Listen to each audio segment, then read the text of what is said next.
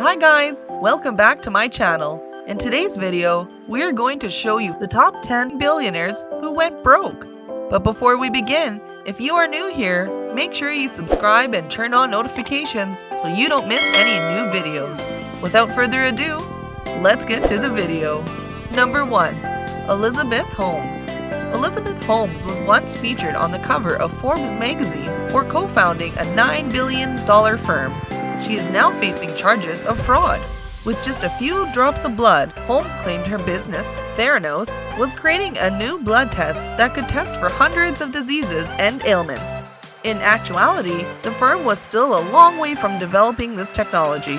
Holmes now faces a maximum sentence of 20 years in prison for 9 charges of wire fraud and 2 counts of conspiracy in connection with the defrauding of investors, doctors, and patients. In March 2021, her trial is set to commence. Number 2. Bernie Madoff. Bernie Madoff will go down in history as one of the most notorious con artists. Madoff perpetrated the world's largest Ponzi scheme, defrauding investors of an estimated $17.5 billion. Trustees are said to have recovered $13 billion in stolen funds. Madoff is currently serving a federal prison sentence of 150 years. He requested a compassionate release in early 2020, alleging that he had fewer than 2 years to live owing to kidney failure. His request was turned down. Number 3. Alan Stanford. Despite not being as well known as Bernie Madoff, Alan Stanford made and lost his money through a Ponzi scam. He cheated roughly 18,000 people out of their funds, many of whom were seniors. His scheme is said to have brought in more than $7 billion. Stanford's net wealth plummeted after his scam was exposed. For his part in the scam, he received a sentence of 110 years in prison. Unlike Madoff's victims, however, few of Stanford's victims have been able to reclaim their funds. Number 4. Ike Batista.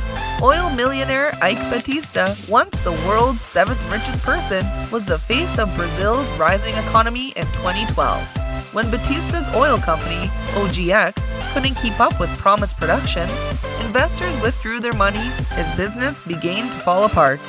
Batista declared bankruptcy when his finances deteriorated further as Brazil's economy collapsed. Batista was accused with money laundering after investors learned he was involved in a kickback scheme that brought down many of Brazil's most powerful politicians. He received a 30-year sentence for corruption and money laundering, as well as an extra 8-year sentence for market manipulation in 2019. Number 5. Sean Quinn. Sean Quinn had a net worth of over €3 billion when he was Ireland's richest man. He expanded his family quarry and ventured into other industries such as manufacturing, real estate, power plants, and others. Quinn's corporate empire was shattered by a disastrous investment in the Anglo-Irish Bank. He attempted to save the bank's fortune by withdrawing funds from his insurance company, but the bank's stock was in free fall. Taxpayers had to bail out the bank, and the government took control.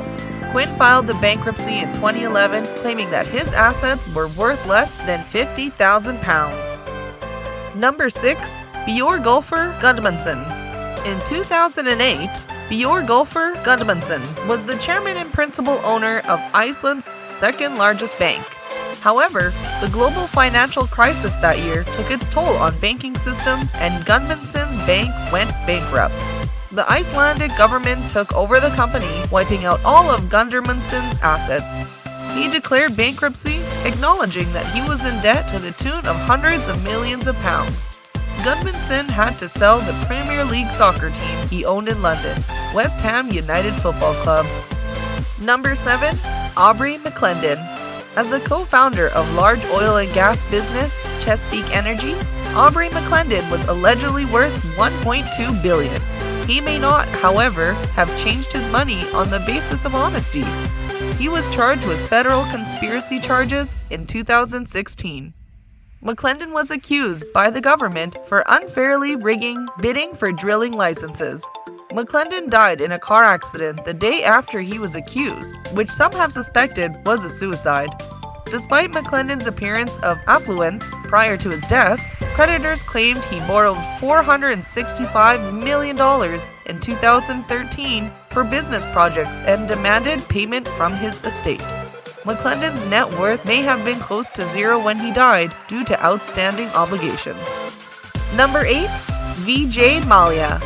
At the age of 28, Indian billionaire Vijay Mallya took over his father's liquor industry and grew it into a multi-billion-dollar conglomerate with a net worth of $1.5 billion. Later, he took over Kingfisher Airlines, but in order to keep the company afloat, he racked up tremendous debt. He was charged with $1.3 billion in money laundering and fraud beginning in 2012. Mallya fled India for the United Kingdom in 2016 after being pursued by creditors. He has been fighting extradition in British courts since 2018. In October 2020, the UK Ministry of External Affairs informed the Indian authorities that Mallya would not be returned to India until a secret legal matter was resolved. Number 9. Adolf Merkel. Adolf Merkel built a massive corporate empire out of his small family firm in Germany, which now has over 100 companies and 100,000 people. His net worth increased to more than $9 billion as a result of this. However, Merkel's investment company went bankrupt, and he personally lost hundreds of millions of euros by shorting Volkswagen shares. Merkel was forced to consider bankruptcy as a result of this, as well as global recession in 2008. Merkel committed suicide in 2009, his investment firm, VBM, owing banks billions of euros at the time. Number 10. Patricia Kluge. Patricia Kluge, a heiress and socialite, was married to John Kluge, the richest man in America, in the 1980s. Patricia's settlement included Albemarle, a Virginia estate and winery, when they separated in 1990. Kluge Estate Winery and Vineyard was founded by her and was a success. She also built a premium community near Albemarle with multi-million-dollar homes.